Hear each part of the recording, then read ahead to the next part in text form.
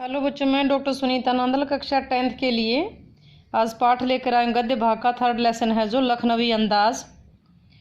लखनवी अंदाज में कहानी देखिए कि लेखक ने एक ऐसे नवाब के बारे में बताया है जो लेखक के सामने अपने नवाबी का प्रदर्शन करते हुए खीरे की फांकों को खाने की जगह सूंघ करके उनका रसास्वादन करता है और सूंघते हुए एक एक खीरे की फांक को खिड़की सूंघता है और एक एक फांक को खिड़की से बाहर फेंकता जाता है।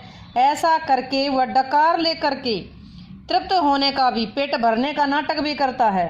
उनके इस व्यवहार से लेखक सोचता है कि इस तरह तो बिना घटना, बिना विचार, बिना पात्रों के कोई नई कहानी भी लिखी जा सकती है। यदि इस सज्जन पुरुष का बिना खाए, खीरे बिना खाए डकार आ सकती है, पेट भर सकता है, तो इस प्रकार बिना रचना, बिना घटना, बिना विचार, बिना पात्रों के नई कहानी भी लिखी जा सकती है। ये सज्जन पुरुष हैं जो लखनवी टोपी पहने हुए, इधर ये यहाँ इन्होंने खीरे काट करके रखे हुए हैं और ये एक एक खीरे की फांक को उठाएंगे, सूंघेंगे, रसास्वादन करेंगे और ट्रेन की खिड़की से बाहर फेंक देंगे। ये जो ट्रेन का डिब्बा है ये है लेखक यहाँ बैठे तो इस डिब्बे में चढ़े तो इस मकसद थे कि डिब्बा खाली होगा, कोई नहीं होगा, आराम से अपनी कहानी लिख सकेंगे। लेकिन यहाँ आकर देखा तो ये नवाबी किस्म के आदमी बैठे थे और ये दिखावे के ज़्यादा शौकीन थे, दिखावे का ज़्यादा वो रखते थे क्योंकि इनकी ज़िंदगी ही दिखावा थी और यही दिखावा करने के लिए इन्होंने खीरे, इसके सामने भी खीरा तो मामूली चीज़ है, ये लेखक ये ना समझे कि कोई मामूली चीज़, साधारण खीरा ही खा रहे हैं। तो खीरे को नवाबी तरीके से खा करके इन्होंने अपना नवाबीपन दिखाया। कहानी पढ़िए आगे, कहानी में क्या है। पाठ है लखनवी अंदाज, लेखक हैं यशपाल। साथ साथ इसके जो मुश्किल शब्द हैं वो भी देखते चलिएगा। मुफस्सिल की ट्रेन, मुफस्सिल होता है केंद्रीय स्थान, उसके आसपास की जो जगह है स्थानीय, यानी वो स्थानीय, कि पैसेंजर ट्रेन चल पड़ने की उतावली में फुंकार रही थी। आराम से सेकंड क्लास में जाने के लिए दाम अधिक लगते हैं, भी पैसे ज़्यादा लगते, सेकंड क्लास में टिकट लेंगे तो। दूर तो जाना नहीं था, भीड़ से बचकर एकांत में नई कहानी के संबंध में सोच सकने, खिड़की के से प्राकृतिक दृश्य देख सकने के लिए टिकट सेकंड क्लास का ही ले लिया। गाड़ी छूट रही थी। सेकंड क्लास के एक छोटे डिब्बे को खाली समझकर जरा दौड़ करके उसमें चढ़ गए। अनुमान के प्रतिकूल, यानी कि उल्टा, डिब्बा निर्जन नहीं था। निर्जन का मतलब जहाँ कोई आदमी ना हो।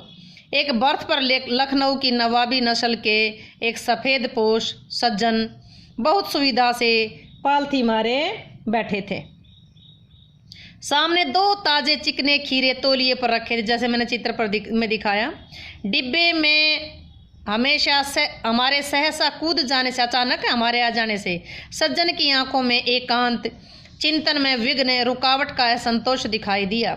सोचा हो सकता है ये भी कहानी के लिए सूझ की चिंता में हूँ, वे कुछ सोचने में मतलब मशगूल हों। खीरे जैसी अपदार्थ वस्तु, अपदार्थ का मतलब सामान्य चीज़ का शौक करते देखे जाने के संकोच में हो।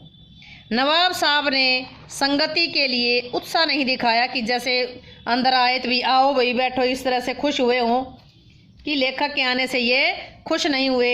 हमने भी उनके सामने की बर्थ पर बैठकर आत्मसम्मान में आंखें चुरा ली, हमने देखा ही नहीं इसको।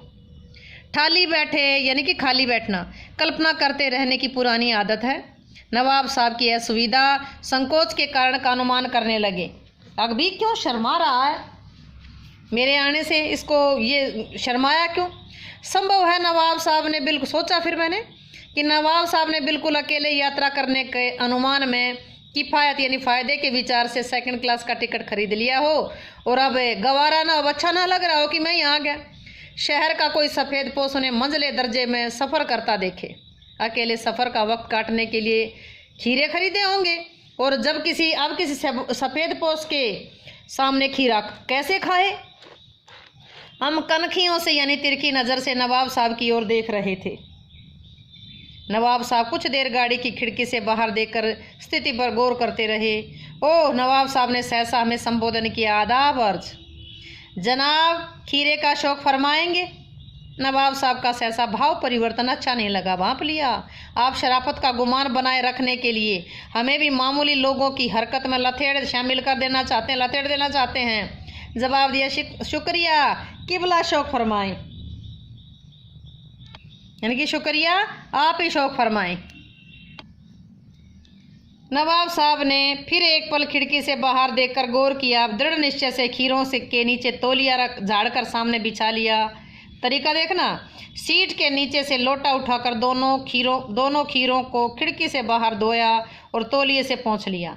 जेब से चाकू निकाला, दोनों खीरों के सिर काटे, उन्हें गोद करके झाग निकाला। खीरे के सिरे को काट करके उस पर थोड़ा सा नमक लगा करके उसमें झाग निकालते हैं कि ताकि वो कड़वा ना रहे। फिर खीरों को बहुत एहतियात से सावधानी से छीलकर फांकों को करीने से तौलिए पर सजाते गए। लखनऊ स्टेशन पर खीरा बेचने वाले खीरे के इस्तेमाल का तरीका जानते हैं। ग्राहक के लिए जीरा मिला नमक और पिसी हुई लाल मिर्च की पुड़िया भी हाजिर कर देते हैं। नवाब साहब ने बहुत करीने से तरीके से खीरे की फांकों पर जीरा मिला नमक और लाल मिर्च की सुर्खी बुरक दी। उनकी प्रत्येक भावभंगिमा और जबड़ों के स्फुरण से, भावभंगिमा चेहरे के बदलते स्वरूप, स्फुरण का मतलब फड़कना, हिलना, स्फुरण से स्पष्ट था कि उस प्रक्रिया में उनका मुख खीरे के रसास्वादन की कल्पना से ही प्लावित हो रहा था, मतलब भीग रहा था, मुंह में पानी आ रहा था। भाई ऐसे खीरे, अच्छे खीरे, कच्चे खीरे सामने कटे रखे हों, उसके ऊपर नमक मिर्च डाल रखा हो तो मुंह में पानी तो आएगा। हम कनखियों से देखकर सोच रहे थे मियाँ रईस बनते हैं, लेकिन लोगों के नज़रों से बच सकने के ख्याल में अपनी असलियत पर उतर आए हैं। नवाब साहब ने फिर एक बार हमारी ओर देख लिया। वल्ला शौक कीजिए, लखनऊ का बालम खीरा है। वल्ला शौक कीजिए, लखनऊ का बालम खीरा है।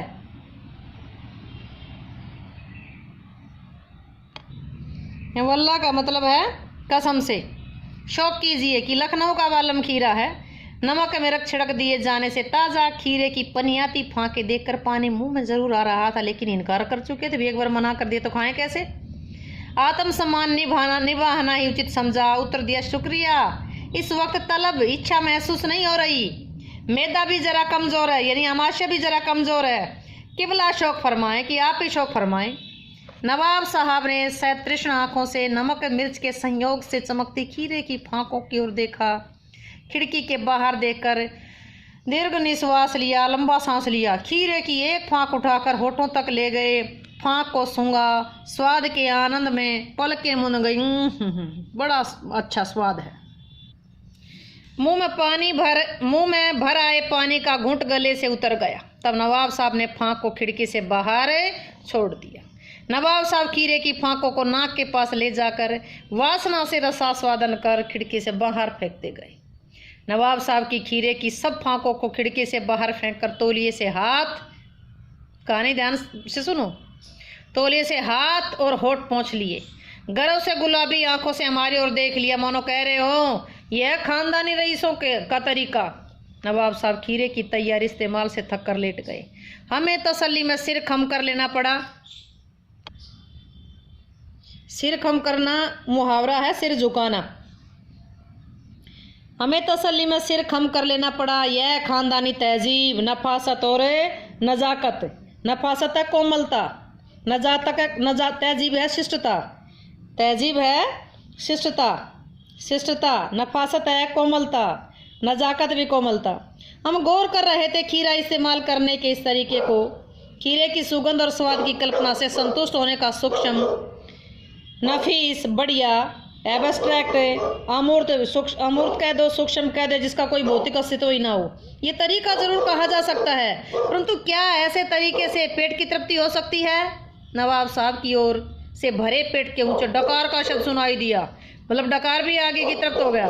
नवाब साहब ने हमारी ओर देखकर कहा, खीरा लजीज होता है, खीरा लजीज स्वादिष्ट होता है, लेकिन होता है शकील, यानी कि आसानी से नहीं पचता। नामुराद मैदे पर, आमाशय पर बोझ डाल देता है। ज्ञान चक्षु खुल गए, पहचान, ये है नई कहानी के लेखक। खीरे की सुगंध और स्वाद की कल्पना से पेट भर जाने का डकार आ सकता है, तो बिना विचार, बिना घटना, बिना पात्रों के लेखक की इच्छा मात्र से क्या कहानी नहीं बन सकती। मतलब नई कहानी क्यों नहीं बन सकती, अर्थात बिना विचार, बिना घटना, बिना पात्रों की भी कहानी लिखी जा सकती है। तो बच्चों, कहानी आपको कैसी लगी? अगर समझ आई हो, वीडियो अच्छी लगी हो, तो वीडियो को लाइक करें, शेयर करें और चैनल को सब्सक्राइब ज़रूर करें।